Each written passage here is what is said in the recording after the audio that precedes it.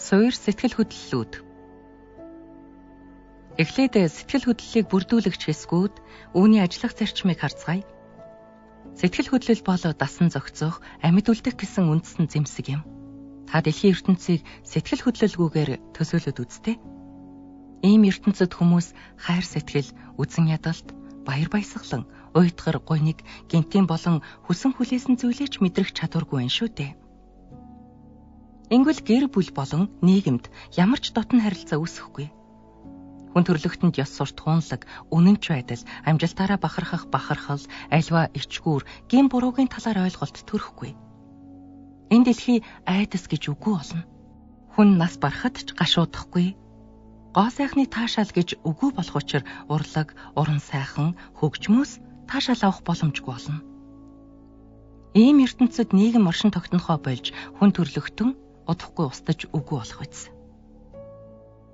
Хувь хүний өсөлт төлөвшил, нийгмийн үйл ажиллагаанд сэтгэл хөдлөл чухал үүрэг гүйцэтгэдэг төдийгүй бусдыг ойлгож инэрх боломжийг бидэнд олгодог. Хүмүүс сэтгэл хөдлөлөө янз бүрийн аргаар илэрхийлдэг. Өөрөөр хэлбэл бие физиологийн хариу үйлдэлээр, жишээ нь чанга чимээ цочвол зүрх нь хурдан цохилох гэх мэт. Зан үйлээр, жишээлбэл ууралсандаа нудраг зангидах. Мэдрэмж болон сэтгэл санааны төлөв байдлаар сэтгэл хөдлөлөө үгээр илэрхийлж чадахгүй ч гэсэн сэтгэл хөдлөлөө мэдэрч илэрхийлдэг. Жишээ нь ичсэн хүн бушуухан талд ормоор байна гэж хэлж болох юм. Шин төрсөн яраа ямар нэг хүчтэй өдөөлтөөс болоод сэтгэл хөдлөлөө илэрхийлвэл та түүнийг харахтаа баярлж байна. Эсвэл завиуртай байна гэж ялгаж чадна шүү дээ. Бид баяр баясгалантай эсвэл санаа зовнин шаналсан үедээ дараах үндсэнд 4 сэтгэл хөдлөлөөр хариу үйлдэлээ илэрхийлдгийг анзаарч болох юм. Нэгдүгээрт баяр баясгалан буюу аз жаргал. Бид хүссэндээ хүрч сэтгэлийн таашаал эдэлсний үр дүнд энэ сэтгэл хөдлөл илэрдэг. Сэтгэлийн таашаалын нөлөө удаах төвшөндөө ихэвчлэн баяр багтал маягаар илэрдэг. Улмаар экстаз буюу сэтгэл хөөрөл маягаар үргэлжилдэг. Хоёрдугаарт уур. Энэ сэтгэл хөдлөл нь санаа зовнил, шаналлаас үүдэлтэй бөгөөд ихэвчлэн бухимдал болон хүссэндээ хүрч чадаагүй үр дагавар маягаар илэрдэг. Бухимдлын шалтгааныг дараах ерөнхий 3 ангиллын аль нэгэнд хамаатуулдаг. Үүнд хүрээлэн буй орчноос буюу гадны саад дотгороос үүдэлтэй бухимдал, хувийн буюу хүн өөрийнхөө чадвараас давсан зорилго тавиад түүндээ хүрч чадахгүй байгаа асуудлаас үүдэлтэй бухимдал, зөрчилдөөнөөс буюу тавьсан зорилгууд нь хоорондоо зөрчилдснөөс үүдэлтэй бухимдал зэрэг орно. 3-дугаарт айдас. Энэ сэтгэл хөдлөл нь айсвэ аюул, гамшигын талаарх ойлголтоос үүдэлтэй бөгөөд үүний үр дүнд аюулаас зайлсхийх, эсвэл зүгтах гэсэн мэдрэмжүүд төрдөг. 4-дүгээрт уйтгар гуниг буюу харуусал, уй гашуу. Энэ сэтгэл хөдлөл нь хайртай хүнээ эсвэл эд зүйлээ алдснаас үүдэн төрдөг, эсвэл хүчин мөхөс, дэмий хоосон гэсэн мэдрэмжээс үүсэх нь ч бий.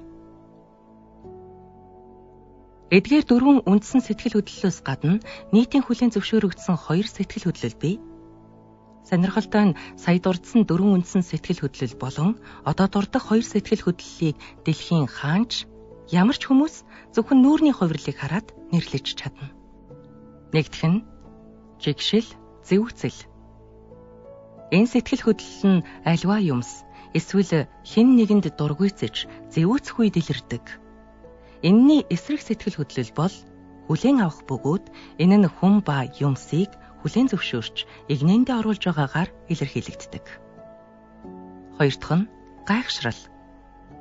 Энэ сэтгэл хөдлөл нь гинтийн зүйлд гайхах, алмайрах, цочирдох байдлаар илэрнэ.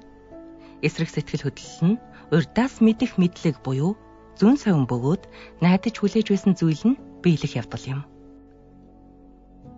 Тархины үйл ажиллагааны талаар олон нээлт хийгдснээр дээрх сэтгэл хөдлөлүүд нь тархины тодорхой нэг хэсэгт байршдаг, илэрхийлэл нь тархинд дах химийн элементийн оролцоотой явагддаг болохыг бид олж мэдсэн билээ. Өөрөөр хэлбэл тархинд тодорхой нэг химийн элемент дутагдах болон тэнцвэртэй байдал нь алдагдах үед аль нэг сэтгэл хөдлөл хит их илрэх, аль эсвэл огт байхгүй болохыг бид харна. Жишээ нь нэг хүн сэтгэл гутралд орсон гэж бодъё. Тэр хүн өдөр тутамдаа энгийн баяр баясгалан гайхширлыг бараг мэдрэхгүй хэрнээ цөхрөл, уйтгар гуньгийг гүн мэдэрч тэрнтэй автах магадлал өндөр болно. Эсвэл сэтгэл түгшүүрийн эмгэг болон фобиа буюу хяналтгүй айдас өвчний үед хүн айх, цэрвэх зэрэг сэтгэл хөдлөлт хит автомтгай болдог. Тархины талаарх энэхүү нээлтийн нэг давуу тал нь зарим нөхцөл байдал, өвчлөл нь химийн элементийн тэнцвэргүй байдлаас улбаатай гэдгийг мэдэж, ийм эмчилгээгээр сэтгэл хөдлөлийн хариу үйлдэлийг эмнэж, хэвийн төвшөнд нь хүргэх боломжтой доршино. Гэхдээ та өөртөө эсвэл таны таньдаг ямар нэг хүнд ийм эмэн эмчилгээ хэрэгтэй байна гэсэн дүгнэлтэд шууд хүрэхээс өмнө заавал эмчит хандаарай.